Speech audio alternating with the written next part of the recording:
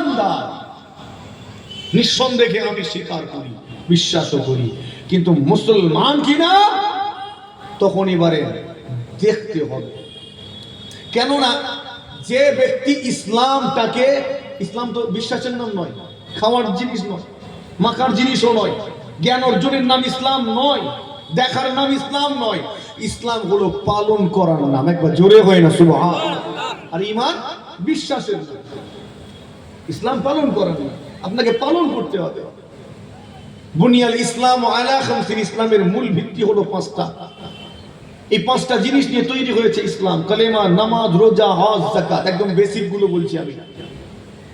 যে ব্যক্তি এই পাঁচটা জিনিসকে মজবুত করে আঁকড়িয়ে ধরলো, অর্থাৎ আমাল করলো, ওই ব্যক্তিটা হলো মুসলমান। একবার জোরে হয় না সুবহানাল্লাহ। আর ঈমানদার যে বিশ্বাস করলো, কি বিশ্বাস করলো?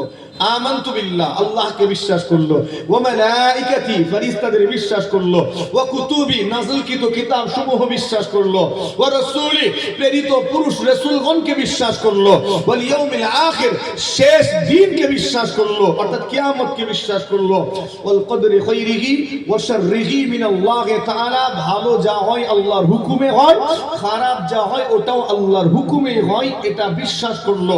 ওয়াল বা'সি বা'দাল মাউত, যে ব্যক্তি বিশ্বাস করলো মওতের পরে আমাদেরকে পুনরায় তোলা হবে, পুনরুত্থানের দিনের উপরে, সে হলো মুমিন, ঈমানদার, বিশ্বাসী। একবার জোরে হয় না সুবহানাল্লাহ। এছাড়া 70টারও বেশি শাখা প্রশাখা আছে ঈমানের, 70টারও বেশি শাখা প্রশাখা আছে। আমি তো মূল বেসিক কয়েকটা বললাম।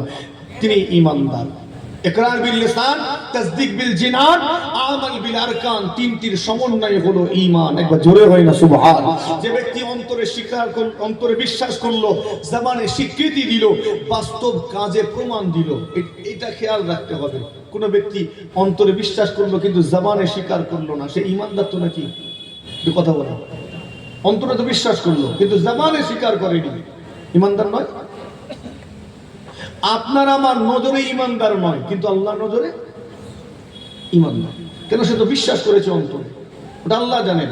তার ফতোয়া কিন্তু ঈমানদারের মতো হবে না, মরে গেলে জানাজাও হবে না। কিন্তু যে ব্যক্তিটা অন্তরে বিশ্বাস করলো, জবানে স্বীকৃতিও দিল, এই ব্যক্তিটা ঈমানদার হিসাবে আমাদের কাছে গণ্য হবে। মানুষটা মারা গেলে জানাজাও হবে।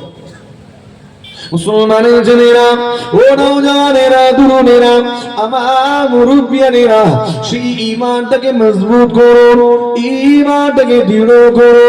কেননা ঈমান হলো মূল সম্পদ। আপনার আমার ঈমান বড় কমজোর, ঈমানটা বড় দুর্বল, যার কারণে দীর্ঘদিন ধরে ওয়াজ নসিহত শোনার পরে আজও নামাজ পড়িতে দাঁড়াতে পারি না। দীর্ঘদিন ধরে ওয়াজ নসিহত শোনার পরে সুদের মাল ছাড়তে পারি না, ঘুষের মাল ছাড়তে পারি না। ঈমান বড় কমজোর। ঈমান কমজোর বলেই এই জলসা মাহফিলে আসার আগেই আটকে গেছি। ঠিক বলছি না ভুল গো?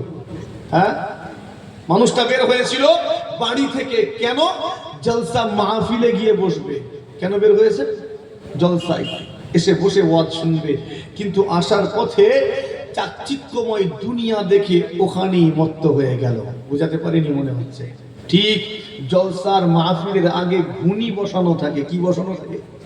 ঘুনি বুঝেন না? হ্যাঁ, আজকে নেই তো মনে হয় নাকি? এটা অনেক মাহফিলেই থাকে, ঘুনি বসানো থাকে। ওই চাকচিক্যময় দুনিয়ার বাজার দেখে আমরা আখিরাত ভুলে গেছি। অথচ আমার নবী বললেন দুনিয়াকে ভয় করো। তুমি চাকচিক্যময় দুনিয়া দেখে মেতে গেলে।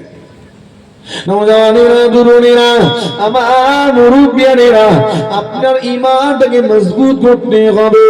আপনার আমার পীর আলা হযরত ছোট হুজুর পীর কিবলা রাহমাতুল্লাহ আলাইহি একটা কথা বারবার করে বলতেন, বাবারা বাবারা বাবারা, তোমরা আগে তোমাদের ঈমানের পাত্রটা ঠিক করো, ঈমানের ভাঁড়টা ঠিক করো। ভাঁড় যদি ছেঁদা হয়, ওই ভাঁড়েতে যতই পানি ঢালো না কেন, পানি দাঁড়াবে না, সব গুড়িয়ে বেরিয়ে যাবে। ভাঁড় যদি গোটা হয়, ভাঁড় যদি ভালো হয়, ওই ভাঁড়েতে তুমি সামান্য পরিমাণ পানিও যদি ঢালো, ওই পানিটা ভাঁড়ের মধ্যে রয়ে যাবে। হুজুর কিবলা বলতেন না, বলতেন না, ঈমান হলো আধার পাত্র।